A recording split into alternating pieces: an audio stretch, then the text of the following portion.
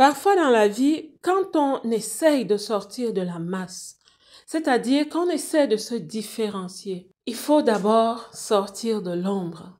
Dans la masse, on est dans l'ombre.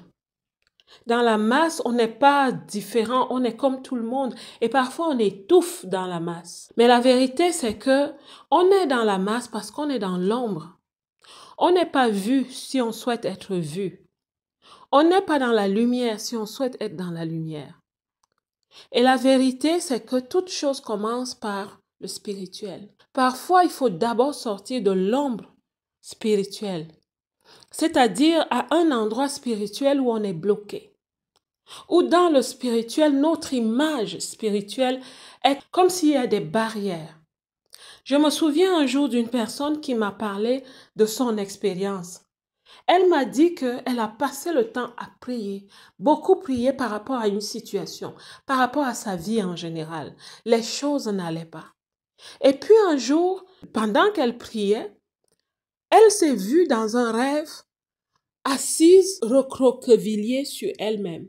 Et elle ne regardait pas autour. Mais ce qu'elle ne savait pas, c'est que l'endroit où elle était recroquevillée, c'était comme une baraque. Mais tous les murs de la baraque étaient tombés.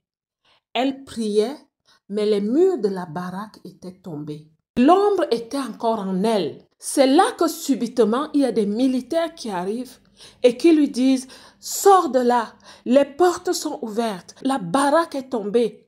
Il n'y a que les piliers, mais les murs sont tombés, la porte est grande ouverte, lève-toi et sors. » C'est là qu'elle sort, c'est là qu'elle se relève et qu'elle commence à courir. Elle était libre et sa vie avait commencé à changer. C'est une proche de moi. Son témoignage est vraiment une preuve que la vie est d'abord spirituelle avant d'être physique. Elle était dans l'ombre spirituelle, dans une prison spirituelle. Quand on vous dit les prisons spirituelles, ma belle, tu essayes de te battre dans ce que tu fais, mais tu n'avances pas. Tu ne comprends pas pourquoi. Parfois, tu es dans l'ombre. Toi-même, tu es un être de lumière. Tu as même une couronne sur la tête, mais tu es environné d'ombre, de noir, de ténèbres. Et tu vas me dire, mais comment puis-je être un être de lumière environné dans les ténèbres? Peut-être que tu es dans une posture où tout est déjà fait. Parce que tu es un être de lumière, tu dois commander aux ténèbres. Tu dois te lever et tu dois briser les ténèbres. Tu peux sortir des ténèbres. Toi, tu es la lumière. Les ténèbres ne t'atteignent pas. Les ténèbres sont autour de toi. Tu es encore à cet endroit.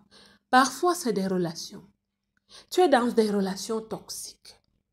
Tu es une personne qui travaille sur elle. Tu veux tellement aider les gens. Mais quelqu'un est narcissique envers toi. Mais tu veux tellement sauver cette personne que tu restes dans cette ombre. Parfois, tu as un collaborateur qui dérange ton business.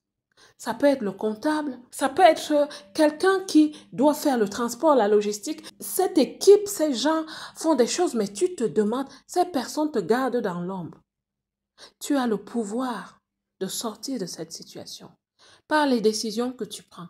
Soit tu les formes, ils se transforment, soit tu leur donnes le cadeau au revoir. Crois-moi, ma belle, la vie est entre tes mains. Je te conseille vivement, ma belle, de penser à cela. Tu dois sortir de l'ombre. Tu es cet être de lumière. Tu pries énormément. Mais l'ombre est autour de toi. Et cette ombre t'invisibilise, te rend invisible. On te cherche. Quand on prend ton dossier quelque part, on l'étudie un peu, après on le dépose. Pourquoi? Parce qu'il n'y a pas une connexion avec toi. Il n'y a pas une connexion de vie avec toi. Parce que quand les gens pensent à toi, à un moment donné, quelque chose les repousse. C'est cette ombre qui est autour de toi.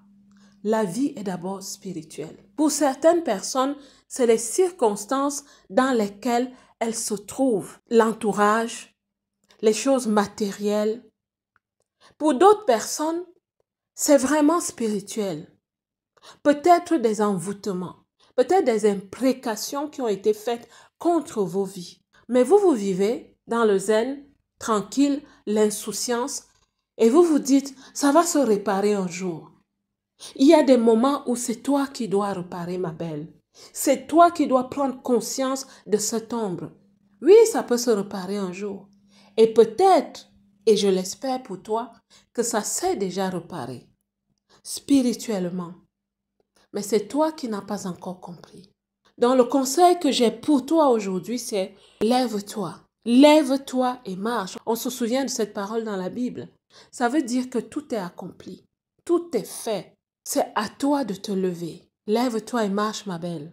Je souhaite vraiment que tu comprennes que quel que soit ce que tu traverses en ce moment, peut-être que la solution est dans le spirituel, d'une façon ou d'une autre. C'est maintenant à toi de gagner en posture.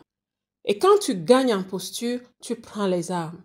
Tu prends les armes qui vont défaire tous les liens, qui vont briser toutes les chaînes. Libère-toi, libère-toi. Et je souhaite te dire que c'est ta saison pour briller. Je souhaite te dire que il y a des choses miraculeuses qui vont se passer. Mais continue de persévérer, cher leader, parce que les gens attendent ta manifestation. Mais n'oublie pas qu'il y a le spirituel. Pour celles qui se sentent un peu engourdies, enfermées, c'est possible que ce soit la réalité spirituelle. Mais dans cette vidéo, je suis venue te dire, c'est à toi de te lever. Prends conscience de cela. Tiens-toi dans ta posture spirituelle et revêt-toi de ton armure spirituelle. Tu vas dégager cette ombre et tu vas sortir de l'eau afin de sortir du lot. Que Dieu vous bénisse. Je vous aime.